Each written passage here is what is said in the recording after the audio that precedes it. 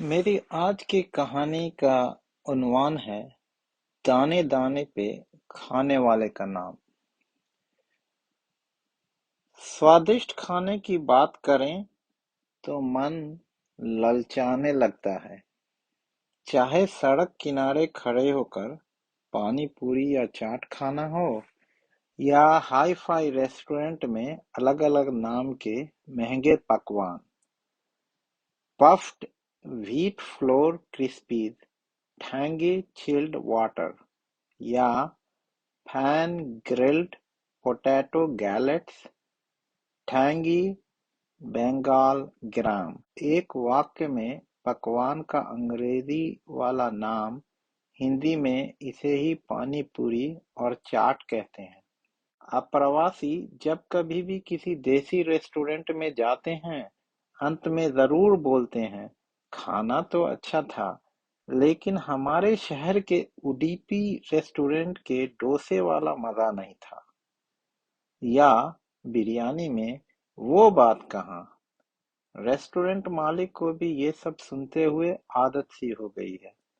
वैसे ही जैसे पिताजी हमेशा सुनाते, मेहनत तो कर रहे हो, लेकिन शर्मा जी के बेटे जैसा मेधावी छात्र बनना है।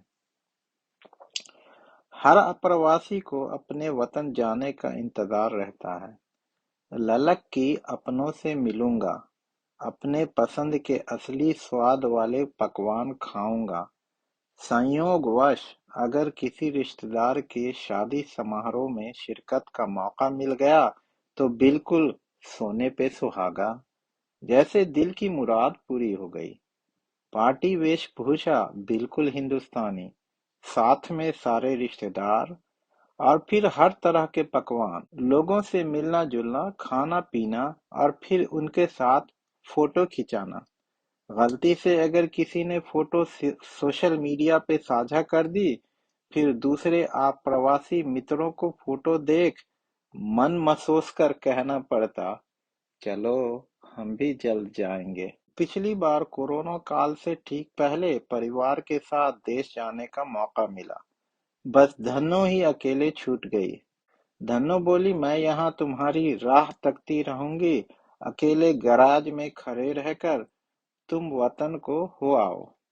कब तक बस यादों में देश को याद करते रहोगे। जाते रहने से रिश्ते में नई जान आ जाती है, वरना नई पीढ़ी तो तुम्हें अजनबी समझ बैठेगी। संयोगवश परिवार में शादी भी थी, सारे रिश्तेदार इकट्ठा थे। हमने कहा अच्छा है, सब एक जगह ही मिल गए। गपशप चलता रहा, लेकिन मेरी नजर तो खाने के व्यंजन पर भी थी। लिट्टी चोखा का भी इंतजाम था। बरसों बाद लिट्टी चोखा का स्वाद चखकर मन की मुराद पूरी हो गई। अगर लिट्टी चोखा सुनाना हो तो प्रधानमंत्री की तस्वीर देख लीजिए, उन्हें भी बहुत पसंद है। हमने अपने सारे मनपसंद व्यंजनों का स्वाद लिया। अगर उनका नाम लिखने लगूं, फिर आपके मुंह से भी पानी आने लगेगा, इसलिए अच्छा है न लिखूं। शादी के दूसरे दिन मैं जेट लैग की वजह से सुबह सवेरे ही जग गया। अंधेरा ही था। पंडाल तो वैसे ही खड़ा था, लेकिन बहुत सारा खाने का सामान इधर उधर बिखरा पड़ा था। कुछ जानवर प्लेट में छोड़ा हुआ खाना खा रहे थे। बचे हुए खाने को इस तरह बर्बाद होते देख बहुत ही दुख हुआ। शायद बचपन के दिनों में शादी समारोह के खाना में ऐसी बर्बादी नहीं देखी थी। अगर देखी भी हो तो याद नहीं। इसी देश में करोड़ों ऐसे लोग हैं जिन्हें 2 जून की रोटी नसीब नहीं। खाने की यूं बर्बादी देख मन थोड़ा उदास हो गया। दाने दाने पे लिखा है खाने वाले का नाम। शायद बचे हुए खाने के दानों पर ऊपर वाला नाम लिखना भूल गया होगा। अमेरिका के कुछ मंदिर और मस्जिदों में एक विशेष दिन जैसे रविवार या शुक्रवार खाने का पकवान भी होता है, मुफ्त या बहुत कम पैसे में। वैसे लोग अपनी स्वेच्छा से खाने के बाद कुछ पैसे डाल जाते हैं।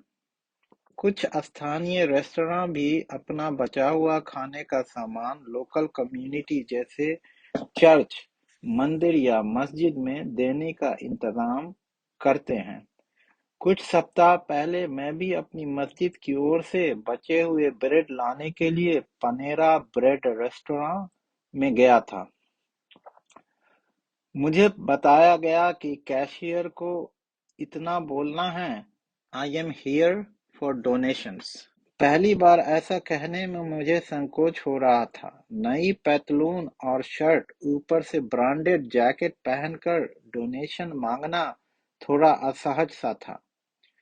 धनु बोली, जैसा देश वैसा भेष, इसमें शर्म क्या? ये तुम समाज सेवा कर रहे हो और रेस्टोरेंट वाले के बचे हुए खाने के सामान का भी सदुपयोग हो सके। मैं समय से 15 मिनट पहले पहुंच गया। जाके बोला, I am here for donations. सामने खड़ी हुई लड़की मुस्कुराकर बोली, we close at 8 p.m. After that, we'll collect and pack leftovers and help to put it in your car. You can wait and help yourself if you want free coffee. एक आदमी जो free का सामान लेने आया हो, उसका इतना सम्मान, वाकई मेरी आंखें नम हो गईं।